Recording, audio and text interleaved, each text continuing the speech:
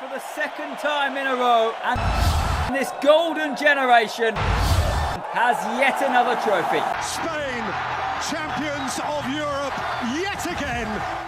Spain have a problem. Actually, they have 6. And if they don't solve them, 2026 will be another disaster. Because here's the thing nobody wants to say out loud. Spain are the tournament favorites. They're the reigning European champions. They have arguably the best midfield on the planet and a 17-year-old who looks like he was sent from the future. And yet, since that iconic 2010 World Cup triumph in South Africa, if Fernando Torres can find him, it's stabbed away uncomfortably to Fabregas. Surely now, Spain have won the World Cup. The one Andres Iniesta won with that extra time goal Spain have never gone past the round of 16 at a World Cup. Not once. 3 World Cups. 3 early exits.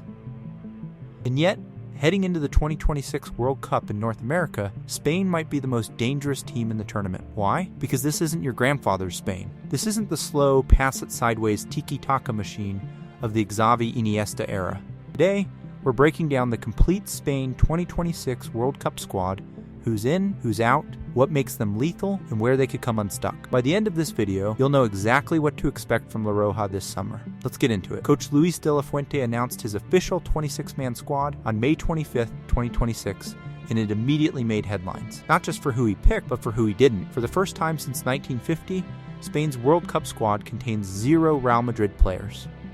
Since the 1950 World Cup in Brazil, that's 76 years there, has always been a Real Madrid player in the Spanish squad.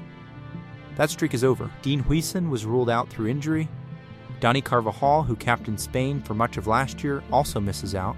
And the former captain and Euro 2024 winner Alvaro Morata, he's gone too. Let's go position by position. Goalkeepers, De La Fuente has 3 strong options between the sticks. Unai Sin of Athletic Club is the first choice, commanding, vocal, and experienced at the highest level. David Raya from Arsenal is the real wildcard here.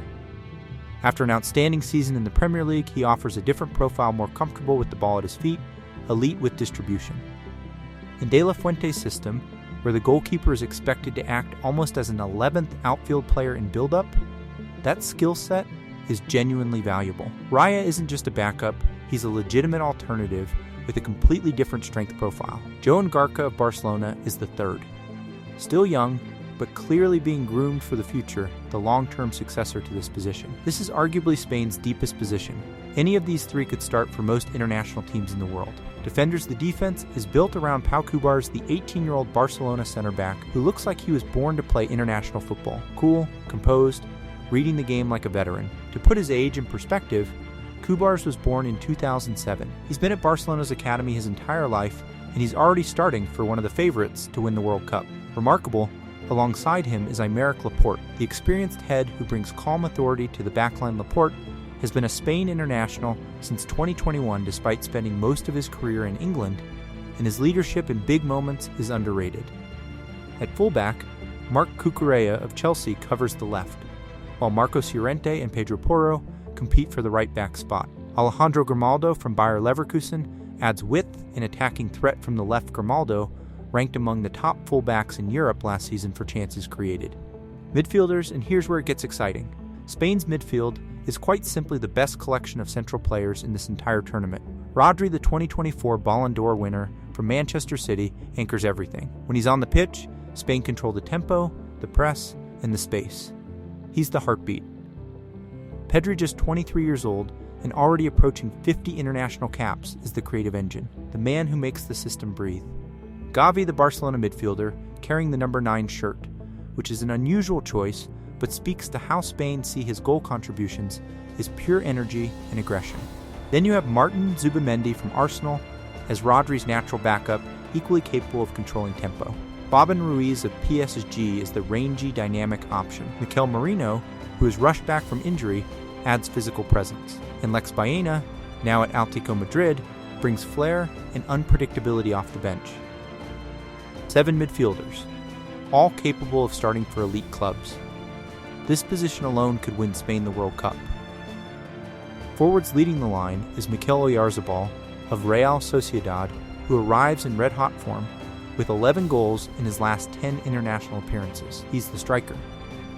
On the right wing, Lamine Yamal, still just a teenager and already one of the most recognizable footballers on the planet. 2 Laureus awards: Euro 2024 Best Young Player, Barcelona's first choice right winger. The number doesn't matter, what matters is he plays like he's been doing this for a decade. On the left, Nico Williams of Athletic Club Rapid, direct and devastating in 1-versus-1 situations when fully fit. Dani Olmo, wearing the iconic number 10, provides creativity and goal threat from a deeper attacking position. Beyond those four, you have Ferran Torres, Yeremy Pino of Crystal Palace, Borja Iglesias, and Victor Muaz competing for squad roles. That's the squad. Now let's talk about what makes them so dangerous. Strength Spain's biggest strength in 2026 isn't any one player. It's a philosophy that has been completely rebuilt from the ground up. Strength 1. The evolution beyond tiki-taka. Everyone knows the old Spain, the one that would pass the ball around in endless triangles, suffocating opponents through possession, the one that dominated from 2008 to 2012 and gave the world tiki-taka. But as midfield icons Xavi and Iniesta retired, that style stopped winning games. By 2014, Spain were knocked out in the group stage. By 2022, they were out in the round of 16 again. Luis de la Fuente looked at that and made a decision. The principles stay, but the pace changes. Under his management, Spain have posted a win rate of approximately 75%, losing just twice in 40 matches. The new Spain still controls the ball. They still press high. But now they move it faster. They attack the space behind the defensive line. They use the whip. The ball reaches Yamal or Williams in stride, and suddenly, it's a foot race defenders can't win. And here's the tactical detail that makes it work. In possession, Spain often shift into a 3-2-5 shape, where one fullback tucks into midfield and the other pushes forward, creating a 5-man attacking structure with triangles everywhere. Their defensive press is triggered the moment the opponent plays backwards, or to a goalkeeper that's the cue for the entire line to push up and squeeze. It's not random pressing. It's choreographed chaos. In World Cup qualifying, Spain topped their group unbeaten, winning 5 of 6 matches, scoring 21 goals and conceding just twice. They hammered Turkey 6-0 away from home. 6 goals away in Turkey. That's a statement. Strength 2. The midfield, the best in the world. Let me be direct here. Spain's midfield is the best in this tournament. It's not even close. Rodri, when fit, is the best defensive midfielder on the planet. He reads the game 3 steps ahead, he wins the ball quietly, he rarely makes mistakes. The stats back this up. In major tournaments, when Rodri plays, Spain control the tempo. When he's missing like parts of last season through injury, the team looks vulnerable. Then there's Pedri. At 23 years old, he already plays with the calm intelligence of a veteran. His ability to find pockets of space between the lines to receive the ball under pressure and immediately make the right decision gives Spain a control mechanism that no team in this tournament can fully replicate. Gavi adds the aggression, the pressing intensity, the endless motor. And if any of them tire or pick up a knock, Zubimendi steps in, and many analysts consider him to be just as composed a controller as Rodri himself.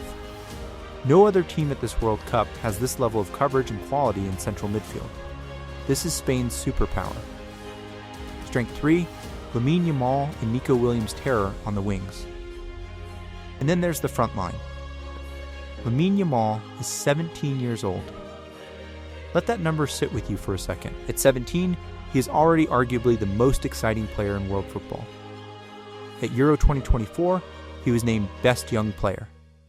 He's already won 2 Laureus World Sports Awards, the football equivalent of an Oscar. On the left, Nico Williams, when fully fit, provides the same terrifying directness.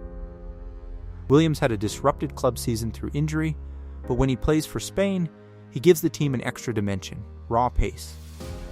Beating defenders on the outside, delivering dangerous balls into the box. Together, Yamal and Williams give Spain 2 weapons that very few nations can match. They're relentless, they're young, and they don't tire. Strength 4. Tournament mentality. One thing that doesn't show up in statistics but matters enormously at a World Cup. Knowing how to win. This group of players won Euro 2024. They were the best team in that tournament from start to finish. They know what it takes to beat elite opponents over 90 minutes, to manage a quarterfinal to win a final. That experience at such a young average age is priceless. Most of these players will be going into this World Cup having already lifted a major international trophy together. That's a completely different mindset from a team like England or France, which carry the weight of expectation without the recent validation. Spain aren't just talented, they're proven, and at a World Cup, that matters enormously. Weakness is right. Let's be honest about this. Spain are one of the favorites, but no team arrives at a World Cup without vulnerabilities, and pretending otherwise would be doing you a disservice. Here are the real concerns around this squad. Weakness 1, the World Cup curse. Let's start with the elephant in the room. Spain have not won a knockout game at a World Cup since 2010. 16 years. In 2014, they crashed out in the group stage despite being defending champions. In 2022, they were beaten by Morocco also on penalties despite dominating possession. This isn't just bad luck. There's a pattern here, and it raises a real question.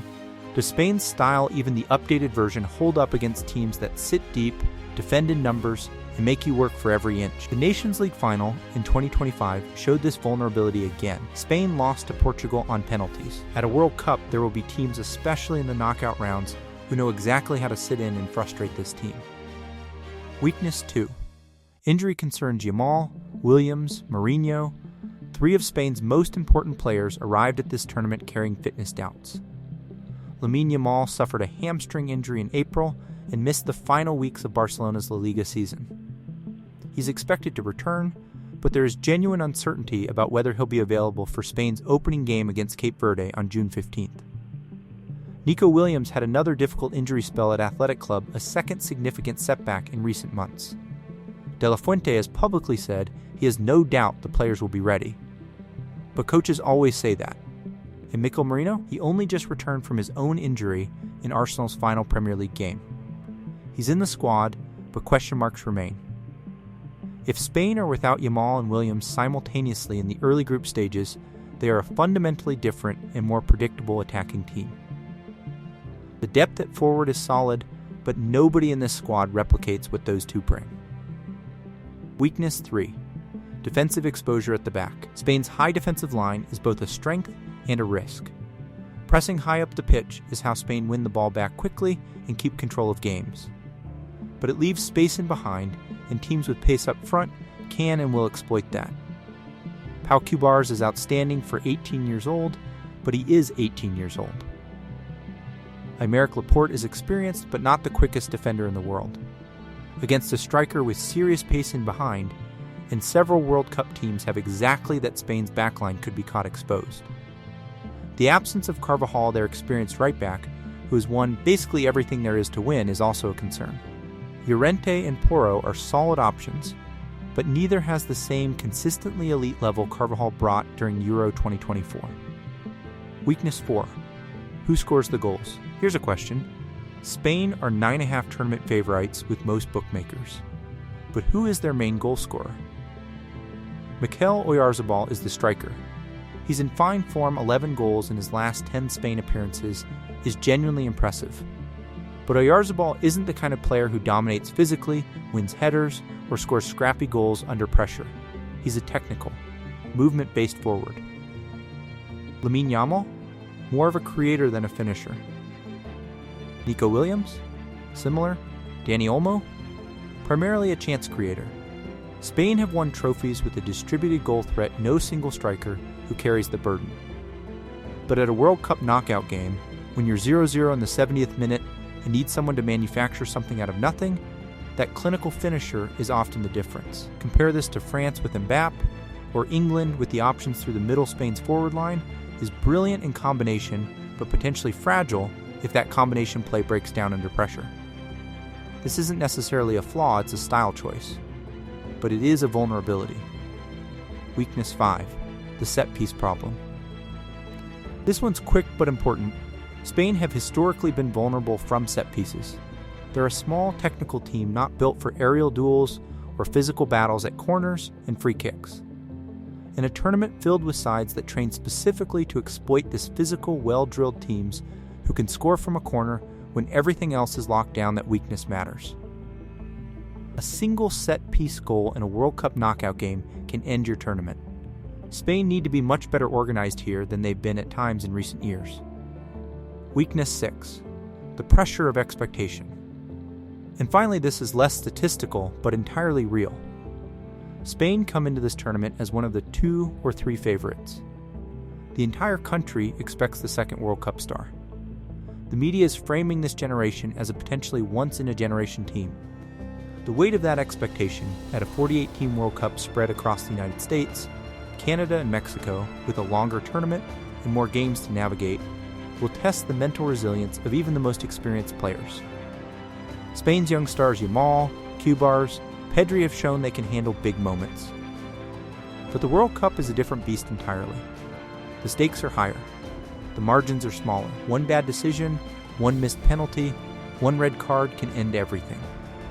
That's the real question hanging over this squad. Conclusion so, where does all of this leave us? Spain arrive at the 2026 World Cup as one of the most talented, well-organized, and recent pedigree teams in the entire tournament. The midfield is world-class. The wide attacking play is devastating at its best. The manager knows exactly what he's doing, and there is genuine experience of winning at major tournaments in this group. But, and this is important, the World Cup has a way of humbling favorites. Spain know this better than most. 3 tournaments, 3 disappointments since 2010. The pattern exists and cannot be entirely dismissed. The key variables are simple. 1, can Yamal and Nico Williams get through the tournament fit? If both are available and firing from the quarterfinals onward, Spain are almost impossible to stop. 2, can Rodri stay healthy? He missed significant time last season. If he's fully fit and controlling games, Spain have a completely different level of control. 3, can Oyarzabal or whoever leads the attack be clinical in the biggest moments? My prediction? Spain will come out of Group H comfortably. Their group contains Cape Verde, Saudi Arabia, and Uruguay, which is manageable. They will likely reach the semifinals at minimum. Whether they go the full distance will depend on those 3 variables and whether the tournament favorites tag becomes a burden or a motivation. One thing is certain. If this Spain team fires on all cylinders, they will be breathtaking to watch. This is a squad built for the future, and the future is right now. La Roja are ready. The question is whether the World Cup is ready for them. If you made it this far, you know Spain inside out heading into this summer. If you want more squad breakdowns, tactical deep dives, and World Cup analysis just like this one, hit that like button and subscribe so you don't miss a single video. We've got full breakdowns on Brazil, France, and Argentina coming up next. Drop your Spain World Cup prediction in the comments. Are they going all the way? Let's talk about it. Until next time, I'll see you in the next one.